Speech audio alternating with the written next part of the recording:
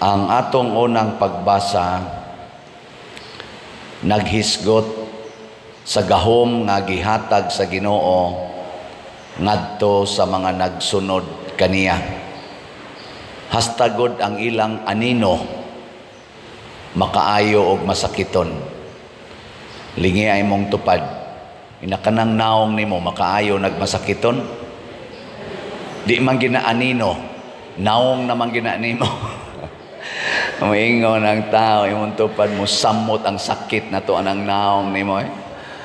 Pero tanawa ang mga nagsunod ni Jesus, sila si San Pedro, anino lang, anino.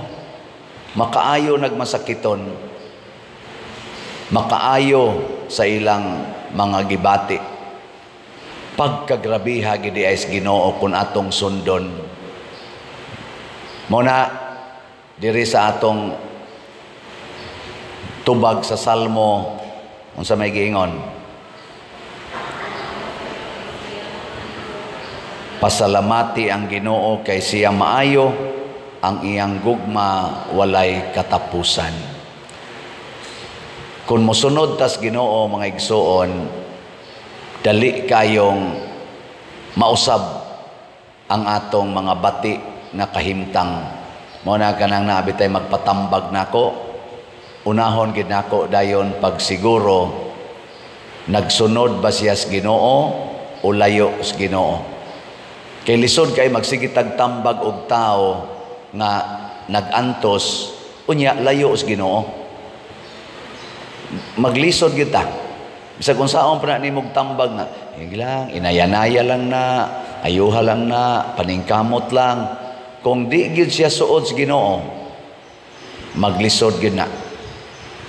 Ngilingay mong tupad nasad. Ang di mo lingi suod sa yawa. Ingna ko no be, ingna suod mo ni Lord, ingna suod mo ni Lord. Sa ato rong mga, ako lagi ning i-insert kanunay no kay dool na malang eleksyon. Sa ato rong mga kandidato kanang nanagan pagka senador ngari na gyud sa konsehal sa lungsod, kinsa Manila kaha ang suod sa Ginoo. Kana gyud una natong tan-aon kay kun mo kapili gayta na mga suod sa yawa, alaot yung atong nasod. Sa team Marcos o team Duterte, kinsa man nila'y murag tan-aw na ninyo suod-suod sa Ginoo. Ayaw lagi mo pagtingog kanang walay tingogay kaning ako kamo no bisag kung saog sulti mo tingog yun. Wa man ta dinhi mangumpanya, guide lang ni ba? Ang ako guide lang. Kana pamalandong Aw na naman day mo itubag. Sige, kana. Ang uban sad mingon, team Marcos ako pader. Ang usasad, Team Duterte, imo na. Sige, diha. Basta suod las Ginoo, para nimo suod nis Ginoo. Kana, butari. Kinsa man yung mga suod sa Ginoo. Tanaw na itong kinabuhi sa mga apostoles. Unsa may ilang kinabuhi. Una, di gyud sila hangol o kwarta. Ang ila pangalagad. Nagtuyok-tuyok sila sa kalibutan aron mga lagad dili aron mangwarta. Kinsa may kusog mga lagad, Team Marcos o Team Duterte? Kana. So suod sa Ginoo, kusog mo alagad. Ikaduha, musugot lang sila prisohon. Musugot rag prisohon. Kinsa may musugot prisohon, ang Team Marcos o Team Duterte?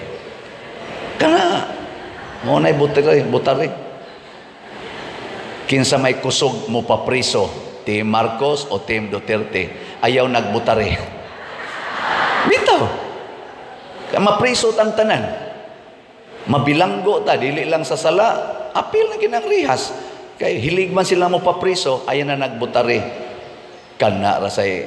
Kani manggong mga naglingkod sa atong gobyerno, apil na sa ming naglingkod sa simbahan, mga empleyados katawhan, mga sulugoon sa katawhan. Di na to ma-imagine ang empleyado kusog kaayong mo papriso, kusog mo daog-daog sa iyang employer. Ana, masipya ta ana. Sa termino pang naandan karon natong mabati, budol na. Kisa may kusog mo budol, Team Marcos o Team Duterte. Ay lagi mo tubag kanang diha lang ana dapita. Ayan, ato ginayong una-unaon. Nganong magsigi pamantaan na? Bisan kaming mga pari, ang atong talahurong minahal nga Santo Papa si Pope Francis gilubong gahapon. Usag yun sa ni viral sa tibuok kalibutan kay pagtanaw sa iyang personal account ang naaragyod niya ni kantidad rag around $100 ang iyang kwarta. Iyang personal nga kwarta ba? Nga kanang matawag na tog iya. Mga $100. Lingi ay mong tupad na pilaroy kwarta ni mo diha. Lingi ba? Mas dato pa kang Pope Francis. Oh, $100. Pila man na ang kantidad ana i-convert og piso. Nas mga 6,000, 5,000 kapin. Lupig siya nako. Oh. Kadawat man kog akong stipend allowance atong niaging Bernis. Diya pa sa kong bulsa. Wa man say ni dool na kong madre.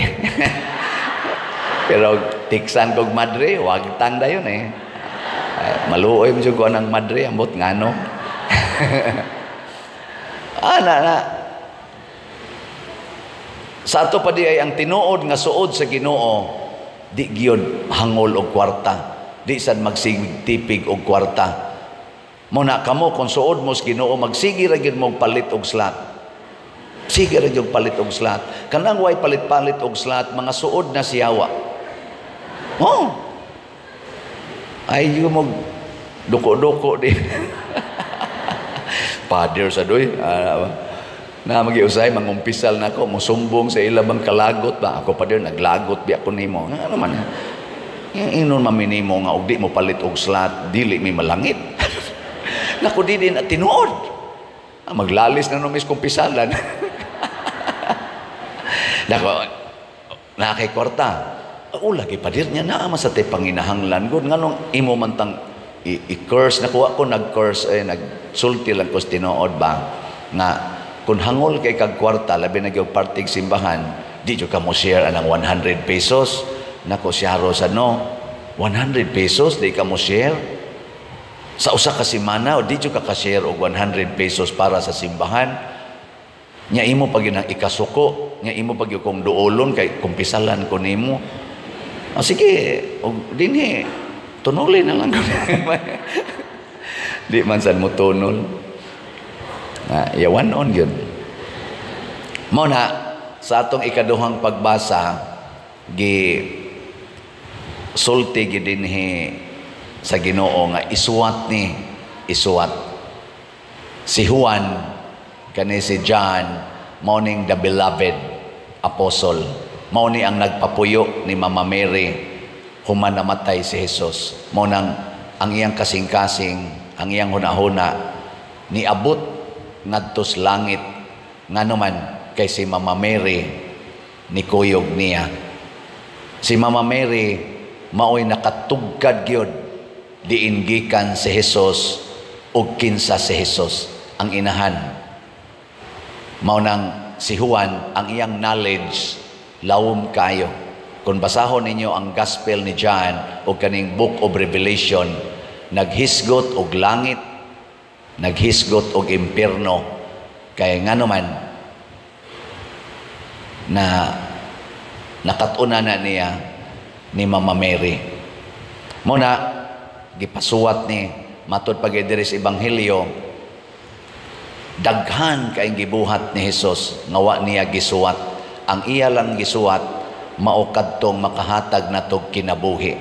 Unsa man ang kinabuhi kana bang motuo tas Ginoo nga siya gid ang manluluwas dili ng kwarta, dili ng mga kandidato nato, dili ng atong presidente, dili gani ang Santo Papa, mga obispo, mga pari, di na mao'y manluluwas, dili ng imong ginikanan, dili ng imong bana, dili ng imong asawa, dili ng imong employer mo'y manluluwas, dili ng mga drug lord kanang mohatag nimong kwarta, di na mo'y manluluwas.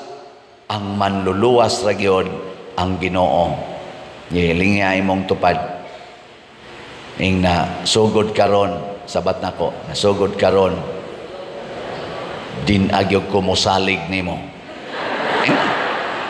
Ing na ba? Lisod kayog anha ta mosalig anang imong tupad. Oh, asa man ta mosalig sa Ginoo.